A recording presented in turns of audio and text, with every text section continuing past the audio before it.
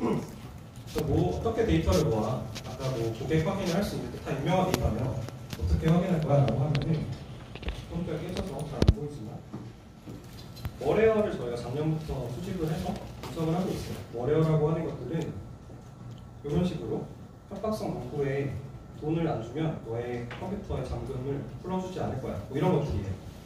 마찬가지로 다크넷이라고 하는 디웹에 있는 여러 가지 뭐 아동성 포르노, 뭐 청부사인, 뭐 마약 등등의 범죄를 목적으로 만들어진 여러 가지 심층에 있는 그 페이지들을 긁어가지고 그곳에서 쓰고 있는 이런 계정들을 수집하고 있습니다. 부정적인 것뿐만 아니라 긍정적인 것들을 다 모아서 앞서 말했던 어떤 식별 가능한 데이터 풀을 만들고 있다고 보시면 돼요. 그 말고도 뭐 여러 가지 것들이 필요합니다. 아까 트랜잭션을 분석해야 되기 때문에 데이터를 모듈을 싱크를 받고 여러 가지 디믹싱이나 클러스터링 같이 데이터를 조금 더 분석하기 좋은 형태로 변경도 하고 분석할 수 있는 환경을 만들어줘야 되는 겁니다. 그래서 생각보다 이 AML이라고 하는 것들은 기존 금융권이랑 다르게 블록체인과 관련해서 좀 많이 복잡한 문제들이 많이 존재합니다. 예를 들어 설명을 좀 드릴게요. AML이라고 하는 자금 세탁의 문제는 사실은 패스파인딩 문제로 치환할 수 있습니다. 이것은 작년에 있었던 큐어빗에서의 IEO 사건인데요. 사기 사건인데요. 저희가 가지고 있던 레이블 데이터로 이 전체 다이어그램에 있는 데이터들을 어느 정도 마킹을 할 수가 있어요. 예를 들면 이미 알려진 큐어빗의 모금 계정이라든지 기존에 저희가 마크하고 있었던 빨간색 나쁜 계정들 그리고 그 사이에 있었던 뭐 캐셔리스트와 같은 거래소라든지 폴로니스 같은 거래소들을 마킹을 하게 되면 그 사이의 패스를 통해서 내가 어떤 식으로 동작하고 있는지를 유추할 수 있습니다. 돈이 어떻게 흘러가는지 시간과 시간이 넘어가죠. 돈을 여기서 모아서 결국에 거래소로 계속 흘러가는 것들을 저희가 실시간으로 모니터링하는 개념이에요. AML이라는 이 사람이 먹고 날랐는데 이 사람이 어떤 알려진 계정들이랑 계속 거래를 하고 그 과정에서 새로운 낯선 계정들이 나오고 이러한 것들을 하는 게 이 자금 세탁 방지라고 할 수 있겠습니다. 이런 식으로 거래소를 향해서 점차 돈이 가는 걸 확인하실 수가 있고 이런 식으로 재미난 것들을 돈 세탁을 하다가 특정 계정을 다시 모아놓은 다음에 기다리고 있어요. 최근에 이제 돈이 다시 움직였는데 돈 세탁하듯이 돈을 어떤 대포 통장에 넣어놓고 인출을 하기 위한 적절한 시기를 기다리고 있다고 보시면 될 것 같아요. 이게 이제 개념적인 부분이고 아까 좀 복잡한 분들이 많이 있다고 말씀을 드렸는데 특히 이더리움 세상에서는 비트코인과 다르게 좀 많이 복잡한 메커니즘이 존재합니다. 비트코인에 관련돼서는 연구도 많이 진행됐고 솔루션도 많이 있어요. 이더리움 같은 경우는 컨트랙트라고 하는 시스템이 있기 때문에 조금 더 거래 내역을 복잡하게 해주는 믹싱이라고 하는 서비스도 존재하고요. 해킹, 돈 세탁을 하는 과정에서 일부러 취약한 컨트랙트를 이용하기도 합니다. 일부러 취약한 컨트랙트에 돈을 보내고 미안, 해킹당했어. 이런 식으로 일종의 사기를 또 한 번 더 치는 거죠. 나는 선량한 사람인데 해킹을 당해서 돈이 없어진 거와 같이 돈 세탁을 하기도 하고요. 새로 생긴 어카운트를 만들어서 새로 어카운트 계속 만들어가지고 레코드로 돈 세탁을 활용하기도 합니다. 옆에 보이는 이 별 모양의 거래 내역을 저희가 가지고 있는 모델 중에 하나인 저희는 별 모양 거래라고 하는데 돈 세탁의 일종 특정 패턴이에요. 돈을 모았다가 뿌렸다가 다시 모았다가 뿌렸다가 이런 식으로 반복하는 것들을 볼 수 있고요. 몇 가지 어떤 식으로 분석하고 있는지를 좀 공유를 드리면 앞서 말씀드린 것처럼 어떤 컨셉을 이용하기 때문에 주기성이 생깁니다. 저희가 이제 본넷이라고 하는 특정한 디도스 공격을 하게 하는 걸 참시하는 기술을 여기다 적용하는 건데요. 특정 주기성이라든지 믹싱을 하기 위해서는 더 복잡해져야 되기 때문에 2개의 계정이 들어가고 3개의 계정이 나오는 식의 거래들이 생기기도 하고 특정한 고정된 수수료를 쓰기도 합니다. 서비스가 취약한 컨트랙트 같은 경우는 갑작스럽게 거래할 때 의미 없는 같은 컨트랙을 몇 개, 몇천 개 이렇게 생성하는 경우를 볼 수 있어요. 그러한 식의 패턴들이 보이기도 하고 새로 생기는 계정 같은 경우는 어떤 일회성 계정으로 사용되는 경우가 많습니다. 돈을 전달하기 위해서만 만들다거나 생성하자마자 어떤 거래를 하고 더 이상의 거래가 없는 식의 여러 가지 패턴들이 있어요. 결국에 저희가 하는 일들은 어떤 AML이라고 하는 것들을 탐지하기 위해서 식별된 데이터를 모으고 특정한 패턴들을 찾아서 빠르게 탐지하는 일들을 하는 겁니다. 그래서 앞서 말씀드렸던 데이터 같은 경우는 다음의 범주로 분류가 돼요. 뭐 사이버 범죄와 관련된 블랙리스트도 있고 의심스러운 거래 내역이 있는 어드레스들, 이미 많이 알려진 계정들이라든지 여러 가지 레포트 되고 있는 것들, 그리고 여러 제보 채널을 통해서 들어오는 것들 이렇게 많이 나눠지고 있고, 이러한 것들을 통해서 앞서 말씀드렸던 거래 내역을 식별할 수 있게 됩니다. 그래서 이런 것들 바탕으로 이제 이런 자동으로 의심스러운 보고를 하는 솔루션들을 만들고 있습니다. 어떤 컴플라이언스 이슈가 있을 때 바로 말을 한다거나, 컴플라이언스 보고를 하기 위해서 보고서를 만든다거나, 같이 수집되는 위치 정보를 통해서 특정 국가에서 필요로 하는 로케이션 데이터를 주기도 하고요. 어카운트 정보에 대한 오디트나 컨트랙에 대한 오디트도 제공을 하고 있습니다.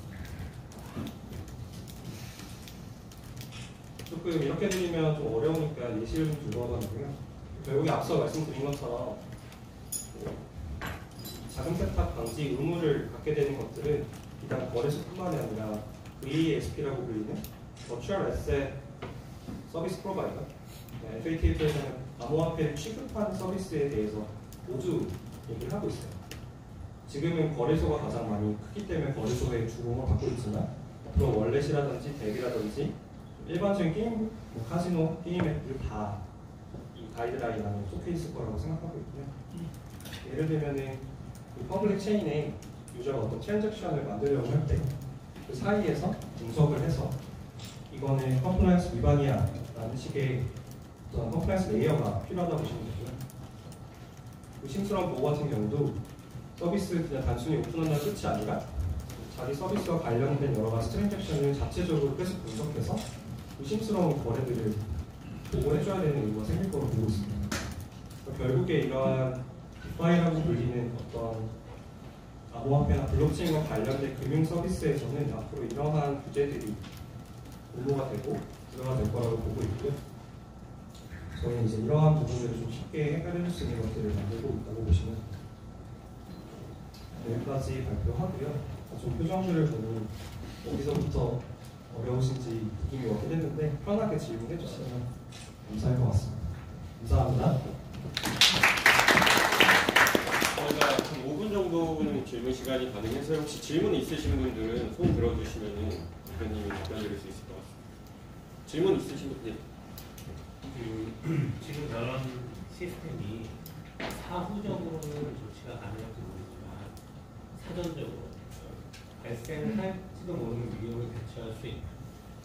되게 좋은 질문이시네요. 우선은 앞서 봤던 거래소를 대상으로는 거래소는 사후 대처를 하더라도 빠른 동결을 하면 어떤 컴플라이언스 이슈는 많이 해결이 됩니다. 예를 들어서 보이스피싱에 사용된 이더리움 계정에 대해서 돈이 입금됐을 때 그 계정을 동결하면 결국 이제 범죄자는 돈을 뺏지 못하잖아요. 그래서 그러한 식의 해결이 되는데 말씀해 주신 것처럼 저희가 기대하고 있는 것들은 사전적으로 리스크 관리를 할 수 있는 데이터들을 모으고 있다고 보시면 되고, 이러한 부분들은 뭔가 디파이 서비스들이랑 협업하고 있다고 보시면 될 것 같습니다. 새로운 계정들이 막 생기는 것을 통제할 수 없잖아요. 맞습니다. 네, 거기에 대해서는 데이터가 전무하다는 가정인데, 그렇죠. 그런 새로운 계정들이 직접적으로 검색에 이용된다거나 아니면 순간적으로 거래를 통해서 분산되어져 나가는 것을 막는 것은 꽤 불가능하다. 네, 말씀해 주신 것처럼 계정 생성에 대한 제한을 건다고 보시면 안 될 것 같고요. 그건 알아서 다 블록체인 쓰시는 분들이 만드는 거기 때문에 그거 부분에 포커스 한다기보다는 결국에 그 새로 생긴 계정이 결국에는 다른 곳으로부터 돈을 받게 되잖아요. 그 흐름이 생기는 거고 그 흐름을 따라가고 있다고 보시면 될 것 같아요. 그래서 돈 세탁이라고 하는 게 단순히 10초 만에 다 일어나는 게보다는 80일, 평균적으로 80일에 걸쳐서 돈 세탁이 되고 있는데 그런 것들을 불법 자금을 계속 추적하다 보면 새로 생기는 어카운트도 만나고 이력이 없는 컨트랙도 만나고 하는데 그 부분을 다 팔로우할 수 있게 기술 개발하고 있다고 보시면 될 것 같습니다. 지금 만드신 그 탐지하는 룰들 있잖아요. 네. 저희도 약간 비슷한 거를 그냥 보안 영역에서는 하긴 하는데 지금 블록체인 쪽은 조금 패턴이 다르다고 하셨는데 그러면 기존의 AML이나 뭐 그런 거래 내역 탐지에서 쓰는 룰들을 활용하시는 건 아니고 그냥 아예 처음부터 데이터 보시면서 지금 만들고 계시는 걸까요? 이게 완전히 다 새로운 거라고 말씀드리기 조금 힘들 것 같고요. 뭐 알려져 있던 뭐 본넷 탐지 기법이나 디도스 공격 탐지 아니면 여러 가지 리스크 스코어링 기반으로 해서 위험한 거래들을 레이팅하는 시스템들은 많이 차용하고 있긴 한데요. 중요한 것들 앞서 말씀드린 것처럼 대부분의 전제로 되어 있는 데이터들은 어떤 신용 데이터, 식별가능한 데이터를 전제로 많이 만들어진 경향이 있어요. 그러다 보니까 코어한 부분들은 아무래도 좀 다르다고 봐주시면 괜찮을 것 같습니다. 그래서 좀 컨트랙에 대한 패턴이 조금 다르고 어카운트 계정에 대한 패턴도 다르고 뭐 이렇다 봐주시면 될 것 같아요.